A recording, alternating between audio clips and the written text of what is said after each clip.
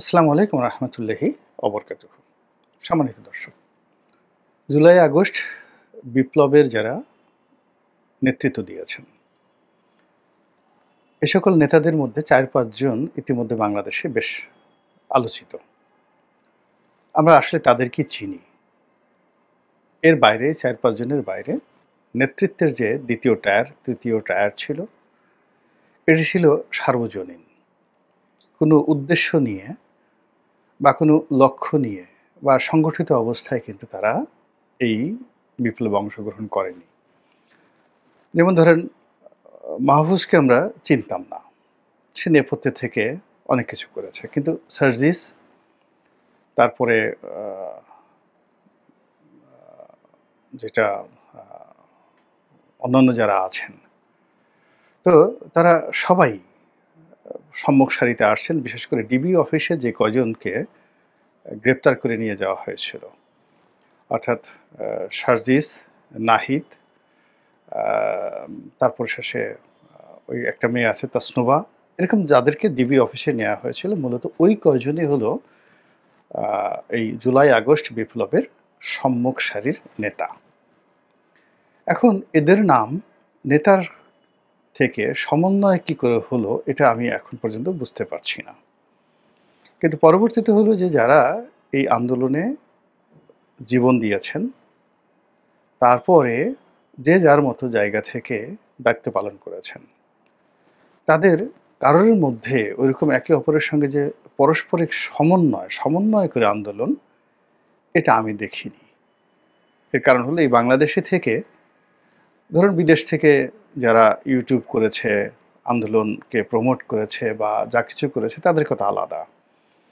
কিন্তু বাংলাদেশে বসে আন্দোলনের সঙ্গে সম্পৃক্ততা, তাদেরকে প্রমোট করা, তারপরে তাদের সঙ্গে যোগাযোগ নেই কিন্তু তাদেরকে নিয়ে কথা বলা, তাদের জন্য ঝুঁকি নেওয়া এবং সরকারের বিরুদ্ধে জনমত তৈরি করার জন্য যে কয়জন মানুষ বাংলাদেশে ঝুঁকি নিয়েছেন আমি তাদের সবাইকে মোরাললেস চিনি এই বাংলাদেশে যারা আছেন। তো আমরা যারা এই জিনিসগুলো অন্ততপক্ষে ১ ডজন লোক আমরা অফিস করেছি, ব্যবসা বাণিজ্য করেছি, যার যার দায়িত্ব কর্তব্য পালন করেছি এবং আওয়ামী লীগ সরকারের বিরুদ্ধে দীর্ঘদিন ধরে ১৫-১৬ বছর ধরে আমরা লড়াই সংগ্রাম করে আসছি এবং একই সঙ্গে যখনই আওয়ামী লীগের বিরুদ্ধে যারা নেমেছে তাদেরকে নৈতিক সমর্থন দিয়েছে। সেই অর্থে এই সমন্বয়ক বা বিপ্লবী বা যারা আছেন তাদের সঙ্গে আমাদের একটা নৈতিক, মানসিক একটা সম্পর্ক ছিল। তো সেখানে যখন আ সেই যে ডিবি অফিসে সার্জিসদেরকে নিয়ে যাওয়া হলো, তখন আমরা অন্য অনেকের মতোই জনমত গঠন করেছি, তাদেরকে ছেড়ে দেওয়ার জন্য সবকিছু করেছি। কিন্তু পরবর্তীতে যে আন্দোলনগুলো গড়ে উঠেছে, সেই আন্দোলনের মধ্যে কারো সঙ্গে কারো সংযোগ ওরকম দেখিনি।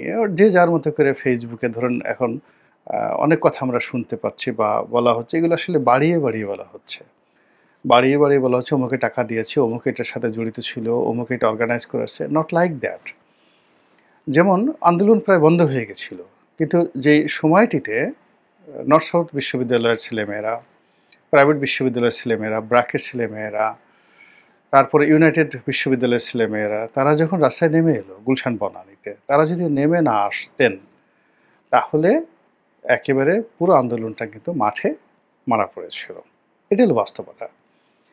শেষের দিকে পুলিশ যেভাবে অ্যারোগেন্ট ছিলেন, কর্মকর্তারা বা সেনাবাহিনীর সদস্যরা যদি সিদ্ধান্ত পরিবর্তন না করতেন এবং তারা যদি কমপ্লাই না করতেন তাহলে ৫ তারিখ সংগঠিত হতো না। ৫ তারিখ দুপুর ১টা পর্যন্ত আমি আসলে রাজপথে ছিলাম।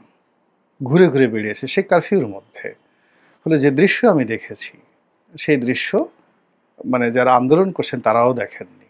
এর কারণ হলো আমি যখন ঢাকা চষে বেড়াচ্ছিলাম রিকশায় করে, সকাল ৮টা থেকে একেবারে দুপুর ১২:৩০ পর্যন্ত। আমি তো কোথাও একজন আন্দোলনকারীকে দেখিনি। ইন্টারনেট তখন বন্ধ ছিল। এমনকি ফোনের যে যোগাযোগ সেটাও বন্ধ ছিল। তো এখানে সমন্বয় হলো কোথায়?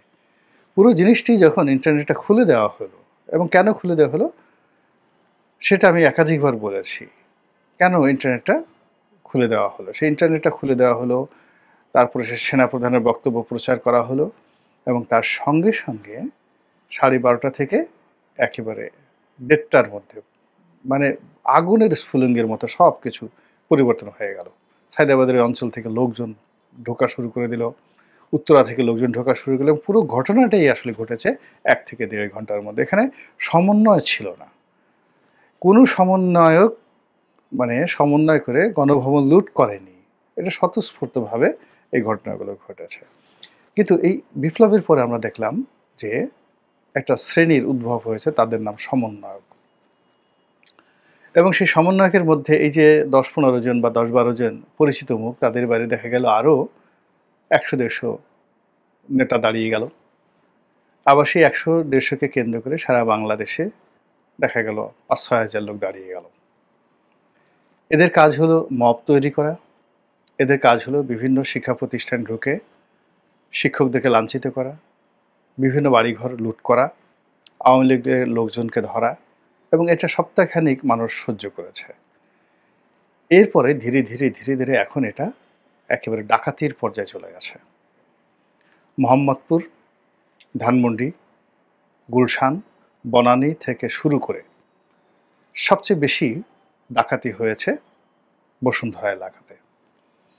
এবং আওয়ামী লীগের লোককে ধরার নাম করে, আওয়ামী লীগের নেতাদেরকে ধরার নাম করে যে পরিমাণ বাড়িঘর লুটপাট হয়েছে বসুন্ধরাতে, এটা এই ঢাকা শহরে কেউ কল্পনাও করতে পারেনি কখনো, দিনে দুপুরে। এবং যে পরিমাণ জুলুম নির্যাতন হয়েছে উত্তরাতে, এই সমন্বয়ক নাম দিয়ে রীতিমতো এটাকে ডাকাতি বলা যেতে পারে। এর ফলে কি হলো, এখন এইটা একটা রীতিমতো গলার কাটা এবং গালিতে পরিণত হয়েছে। এই মাত্র কয়দিন আগে ধানমন্ডি থানার একেবারে কাছাকাছি একটা বাড়িতে একজন লোককে ধরার জন্য এবং সেই বাসায় ডাকাতি করার জন্য যে লোকরা গেল, এবং তারা এর আগেও বেশ কয়েকটা অপকর্ম করেছে। পুরো ধানমন্ডির 6 নম্বর রোড, 7 নম্বর রোড, একেবারে ধানমন্ডির 1, 2, 3 থেকে শুরু করে একেবারে সেই 32 নম্বর পর্যন্ত এই গ্রুপটি বিভিন্ন সময় তাণ্ডব করেছে। এবং প্রথম দিকে তারা খুব ম্যাটিকুলাসলি, অর্থাৎ ঢাকা কলেজের সামনে এক গ্রুপ বসে থাকতো, আর এক গ্রুপ বসে থাকতো সিটি কলেজের সামনে, এবং তারা ওই শিকার খোঁজার জন্য গোয়েন্দা কায়দায় এই বিভিন্ন রোডে যেত এবং এক একটা বাড়িকে টার্গেট করে তারা বলতো আয়। কখনো সিটি কলেজ থেকে যেত, কখনো ঢাকা কলেজ থেকে যেত। এবং এটি আগস্ট মাস, সেপ্টেম্বর মাস পর্যন্ত চলছে। পরবর্তীতে যখন জামাতের লোক শিবিররা এখানে খুব শক্তিশালী হয়ে গেল, তখন এটা একটু এই শিক্ষা প্রতিষ্ঠানগুলোকে বন্ধ করা কমে গেল। আর ছাত্রদল যখন এখানে চলে এলো, তখন ছাত্রদল এই সমস্ত কাজ যাতে ক্যাম্পাস ব্যবহার হতে না পারে সেটা তারা না করে, ছাত্রদলের বিরুদ্ধে যে অভিযোগ, তারা এই ফুটপাতে চাঁদাবাজি ঠাজাবাজি এই জিনিসগুলো পলিটিক্যাল, সামনে বসে মাস্তানি করা, মিছিল করা, এই করা, এলাকার যে ব্যবসা বাণিজ্য, এগুলো নিয়েই জড়িত। কিন্তু এরকম চুরি ডাকাতির সঙ্গে আসলে ছাত্র শিবির বা ছাত্র দলে যারা মূলধারার যারা লোকজন আছে তারা জড়িত না। কিন্তু সমন্বয়কের নাম ব্যবহার করে এখনো পর্যন্ত একেবারে বর্ন ক্রিমিনাল, যারা রীতিমতো বর্ন ক্রিমিনাল। আমি নিজের চোখে 2 নম্বর রোডে পুলিশের সামনে সেই বড় বড় চাপাতি নিয়ে তারা যেভাবে একজন আরেকজনকে ধাওয়া করেছে, এক গ্রুপ আরেক গ্রুপ ঢাকা করেছে এবং মানুষের জীবন তছনছ করে ছেড়ে দিয়েছে, এটা এখন রীতিমতো একটা বিভীষিকায় পরিণত হয়ে গেছে। কিন্তু এই গ্রুপটির বিরুদ্ধে এখনো পর্যন্ত সরকার কোনো ব্যবস্থা নিতে পারেনি। যেটা নিয়ে এই কথাগুলো বললাম, আমি আসলে এদেরকে নিয়ে কখনো ভিডিও করিনি, একটা মানসিক এবং মানবিক দুর্বলতার কারণে। যে সত্যিকার অর্থে এদেরকে গালাগালি করলে তো ওই যে হান্নান মাসুদ বলেন, এরা তো আসলে ঝুঁকি নিয়েছে, সার্জিস বলেন ঝুঁকি নিয়েছে, মাহফুজ ঝুঁকি নিয়েছে, তারপরে সজীব ভুইয়া তারা ঝুঁকি নিয়েছে, নাহিদ ঝুঁকি নিয়েছে। তো এদের আলটিমেটলি দায় দায়িত্বটা এদের দিকে চলে আসে। কিন্তু বাস্তবতা হলো যে সারা বাংলাদেশে এই মবের নামে যা কিছু হচ্ছে, এবং এই সমন্বয়ক নাম ব্যবহার করে যে ধরনের চাঁদাবাজি হচ্ছে, চুরি হচ্ছে, ডাকাতি হচ্ছে, আমি একটা গ্যারান্টি দিয়ে বলতে পারি যে 99.99% ক্ষেত্রে এই যে উপরে যে শীর্ষ পর্যায়ে 10-12 জন যে নেতা রয়েছে, তাদের সঙ্গে এদের কোনো যোগাযোগ নাই। এবং এরা যারা এই মববাজি করে, তারা কিন্তু এদের সঙ্গে এদের পরিচয় নেই, অনেকে জানেও না, চিনেও না যে কারা এই কাজগুলো করছে। কিন্তু আলটিমেটলি এদের যাকে বলে ব্লেমটা এই শীর্ষ নেতাদের উপরে চলে আসছে। আর জনগণ তো এত কিছু বিচার করবে না, বিশ্লেষণ করবে না, পর্যবেক্ষণ করবে না। তারা তাদের মতো করে এই সমন্বয়কদের ধরে এখন এনসিপিকে গালাগাল করছে। ওই যে একটা দাড়িওয়ালা বদমাস, সেই যে এখন এনসিপি থেকে বাদ পড়ে গেছে, যাকে ছোট দরবেশ বলা হয়, মানে এখন দুদুকে তাকে ডাকাডাকি করছে। মানে এটা কোথায় ছিল? মানে এ কোথায় ছিল? আন্দোলনের কোথায় ছিল? কি ছিল? কোথায় পড়াশোনা করছে? কি করছে? মানে আসলে সমন্বয়ক যারা শীর্ষ নেতৃবৃন্দ, এদের তো প্রথমে উচিত ছিল এদেরকে টানিয়ে পেটানো। ফার্স্ট থিং হলো, যদি এনসিপির যারা নেতৃবৃন্দ রয়েছেন, নাগরিক কমিটি যারা শীর্ষ নেতৃবৃন্দ রয়েছেন, যারা মূলত নেতৃত্ব দিতে চান, রাজনীতি করতে চান, তো এইরকম যারা দরবেশ ফরবেশ যাদের বিরুদ্ধে হয়েছে তাদেরকে ধরে এনে তাদের অফিসের সামনে টানিয়ে যদি এদের বিরুদ্ধে মব পরিচালনা করা হতো, এদেরকে জুতা পেটা করা হতো, পুষ্পোত্তলিকা না, ডাইরেক্ট পুরো বাংলাদেশ কিন্তু ঠান্ডা হয়ে যেত। তারা আওয়ামী লীগের লোককে পেটাচ্ছে, বিএনপির সাথে ফাইট করছে, শামসুজ্জামান দুদুকে গালাগালি করছে, তো সেখানে তো তাদের সমস্যা হচ্ছে না। তারা তারেক রহমান সাহেবকে সমালোচনা করছেন, আওয়ামী লীগের শেখ হাসিনাকে তারা গালাগাল করছেন, কোনো সমস্যা হচ্ছে না। এমনকি নির্বাচন কমিশনার ডক্টর মোহাম্মদ ইউনূস, আসিফ নজরুল, রেজওয়ানা, আদিলুর রহমান, সবাইকে তো এনসিপির লোকজন গালাগাল করছে। কিন্তু এই সমস্ত লোকজন, এই যে হান্নান মাসুদ, তাকে শোকজ করতে হবে কেন? হান্নান মাসুদকে যদি শাস্তি দিতে চায় তারা, এরকম এনসিপির যারা শীর্ষ নেতৃবৃন্দ দৃষ্টান্তমূলক শাস্তি দিতে চায়, তাহলে তো এই পুরো জিনিসটা বন্ধ হয়ে যায়। হান্নান মাসুদ কোন সাহসে এই যে পুলিশের সঙ্গে যারা বেয়াদবি করলো, তারপরে থানাতে যারা রীতিমতো আক্রমণ করতে আসলো, এবং আমরা ভিডিও ফুটেজে পুলিশের যে ধৈর্য দেখেছি, তো সেক্ষেত্রে এই ছেলেদেরকে আবার থানা থেকে কেন ছাড়িয়ে আনা হলো, এই জন্য হান্নান মাসুদকে শুধু শোকজ দিলে হবে না, একে ওই দৃষ্টান্তমূলক শাস্তি দিতে হবে। দৃষ্টান্তমূলক শাস্তি, যেভাবে মব তৈরি করে আপনারা একজন প্রধান শিক্ষককে পিটাতে পারেন, আওয়ামী লীগের জেলা পর্যায়ের একজন সভাপতির পাছার উপরে লাথি মারতে পারেন এবং সেই ভিডিও ছেড়ে দিতে পারেন, তাহলে হান্নান মাসুদকে এই কাজ করতে অসুবিধা কোথায়? ওই যে আরেকটা যে দরবেশ আছে, তাকে এই কাজ করতে অসুবিধা কোথায় বলেন? কোনো অসুবিধা নাই তো। এরকম দুই চারটা কাজ করলেই তো ইমেজ চলে আসে যে আমাদের এই দলের নাম ব্যবহার করে তোমরা এই কাজগুলো করেছো, কাজে এইগুলো করে তারপর ভিডিও আপনি ছেড়ে দেন, ভিডিও ছেড়ে দেন, দেখেন জনপ্রিয়তা কাকে বলে, সঙ্গে সঙ্গে জনপ্রিয়তা চলে আসবে। এই যে দরবেশ, এই দরবেশের মানে এদের ফিজিক্যালি মানে শরীয়তে বিচার ছাড়া, যেভাবে চোরকে শরীয়তের বিচার করা হয়, বাটপারকে শরীয়তের বিচার করা হয়, বেত্রাঘাত করা হয়, এরকম বেত্রাঘাত ছাড়া কোনো অবস্থাতেই এখন এনসিপি যে বিপদের মধ্যে পড়েছে, ইমেজ সংকট পড়েছে, এই ইমেজ সংকট থেকে বেরোতে পারবে না। তাদের দলের লোকদেরকে বেত্রাঘাত করতে হবে নিজেদের হাতে, এবং এই কাজটি করার সঙ্গে সঙ্গে সারা বাংলাদেশ মব বন্ধ হয়ে যাবে এবং তাদের যে জনপ্রিয়তা, সেই জনপ্রিয়তা ফিরে আসবে। এখন আমি তো এই যে দেখেন এত কিছু হচ্ছে, এত কিছু হওয়ার পরেও কিন্তু এখন পর্যন্ত এই যে মাহফুজ একটা দুর্নীতি করেছেন, আমি তো এখন পর্যন্ত শুনিনি। সজীব ভুঁইয়ার বাবাকে নিয়ে কথাবার্তা হচ্ছে, তারপরে নাহিদের বাবাকে নিয়ে কথা হচ্ছে, কিন্তু ব্যক্তিগতভাবে নাহিদ কারো কাছে ঘুষ নিয়েছে, দুর্নীতি করেছে, এগুলো তো এখন পর্যন্ত শোনা যায়নি। সার্জিসকে গাড়ি দিয়েছে, গাড়িতে করে ঘোরাফেরা করছে, কিন্তু সার্জিস কারোর কাছ থেকে 10 টাকা ঘুষ খেয়েছে, এখনও পর্যন্ত শোনা যায়নি। আর সবচেয়ে এই গ্রুপের মধ্যে সবচেয়ে যে মেধাবী যে ছেলেটি, তো তার সম্পর্কে তো কোনো কথাই এখন পর্যন্ত আমরা নেতিবাচক কোনো কথাই শুনিনি, কোনো কথাই তো শুনিনি। সে তো সেই যে তার মতো সে রাজনীতি করে যাচ্ছে, তার মতো সে কথা বলে যাচ্ছে, সব জায়গাতে সে হয়তো অ্যাক্ট করার চেষ্টা করছে, কিন্তু তার বিরুদ্ধে কিন্তু দুর্নীতির বদনাম আসেনি। কিন্তু এই সমস্ত দরবেশদের দায় দায়িত্ব কেন তাকে নিতে হবে, কেন তাকে বা তাদেরকে নিতে হবে? কাজে এদের বিরুদ্ধে এই যে যারা পুরো সমন্বয়ক নামটিকে একটা গালিতে পরিণত করে ফেলেছে, ফলে আমি মনে করি যে এনসিপি যদি সফল হতে চায়, ডক্টর মোহাম্মদ ইউনূস যে কিংস পার্টি করতে চান, সেই কিংস পার্টির যারা লোকজন তাদেরকে যদি সফল হতে হয়, তাহলে বিএনপির বিরুদ্ধে, জামাতের বিরুদ্ধে, আওয়ামী লীগের বিরুদ্ধে এখন লাগালাগির চাইতে নিজেদের পিছনে যারা স্ক্রু ঢুকিয়ে দিচ্ছে, তার দলের লোক তার নিজের নাম ব্যবহার করে, সবাইকে সে শাসন করতে পারবে না। উপজেলা পর্যায়ে তারা হয়তো নিয়ন্ত্রণ করতে পারবে না, জেলা পর্যায়ে তারা গিয়ে অনেকে লাঞ্ছিত মানে হয়ে আসছে, হাসনাত আবদুল্লাহ লাঞ্ছিত হয়ে আসছে। এর কারণ হলো ওখানে তারা শক্তি দেখাতে পারছে না, কিন্তু ঢাকা শহরে বিশেষ করে ২-৩টে জায়গাতে পয়েন্টে তারা তো এখনো ৫০০ লোক জড়ো করার ক্ষমতা তাদের রয়েছে। তো সেই ৫০০ লোকের যে ক্ষমতা নিয়ে তারা যদি এরকম ২-৪ জন দরবেশকে যে আগে মানে মানে দৃষ্টান্তমূলক শরীয়তে বিচার করে নেই, তারপরে লোক যা হবার হবে। পুরো বাংলাদেশ ঠান্ডা হয়ে যাবে। পুরো বাংলাদেশ মানে বান্দরবনে গিয়ে হাসনাত আব্দুল্লাহ যে বিরূপ পরিস্থিতির শিকার হয়েছে, বরিশালে গিয়ে শিকার হয়েছে, তারপরে শেষে অন্যান্য জায়গাতে শিকার হয়েছে।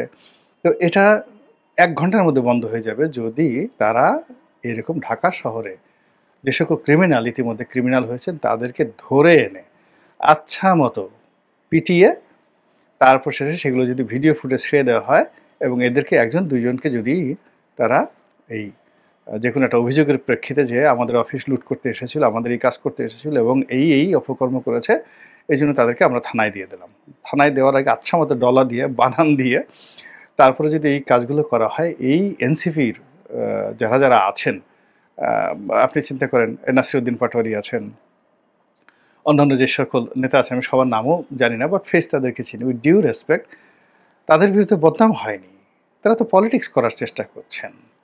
কিন্তু এই লোকগুলোর কারণে পুরো সমন্বয়ক নামটা একটা গালিতে পরিণত হয়েছে এবং ওদের কারণে দেখা গেল সাধারণ আমজনতা, রাজনৈতিক দলগুলো যেভাবে এনসিপিকে আক্রমণ করছে, এনসিপি এই বিষয়গুলো ওন করে মানে এই অপকর্মগুলো, ডাকাতিগুলো, লুটপাটগুলো, মবগুলো যদি তারা ওন করে কিংবা শুধুমাত্র রিগ্রেট করে, কাজ হবে না।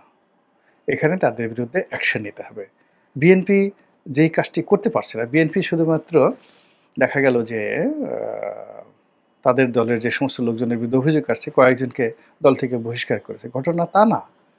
এখন এরশাকের এত ক্ষমতা,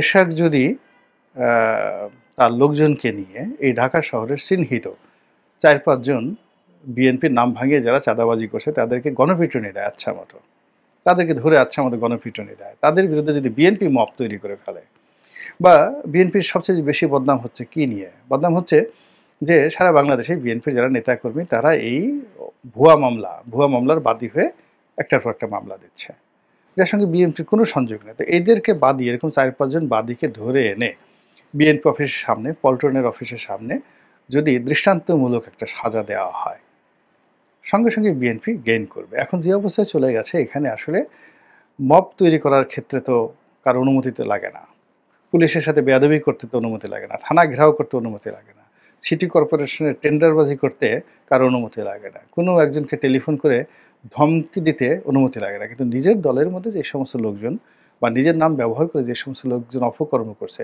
তাদের ব্যাপারে এত দ্বিধা কেন, এত ভয় কেন, এত সংকোচ কেন? এই সংকোচ নিয়ে তো কখনো আগাতে পারবে না। আমার সাথে আমি যে যাকে বলবো যে এখন যারা নাসিরউদ্দিন পাটোয়ারি, সার্জিস, নাহিদ, মাহফুজ, তারপর শেষে অন্যান্য যারা রাজনীতি করতে চান, যাদের বয়স ৩০-এর কোটায়, তাদের সবাইকে বলবো যে আপনারা এই মুহূর্তে ২ জন আফ্রিকান নেতার ইতিহাস পড়েন।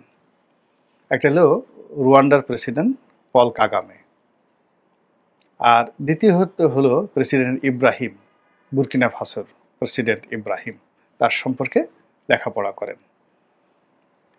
এবং এই ২ জন নেতাই ৩০ বছর হওয়ার আগেই তাদের জাতিকে তারা নেতৃত্ব দিয়েছে, পুরো ইউরোপ এবং আমেরিকাকে চ্যালেঞ্জ জানিয়ে তাদের জীবন হারাম করে দিয়ে।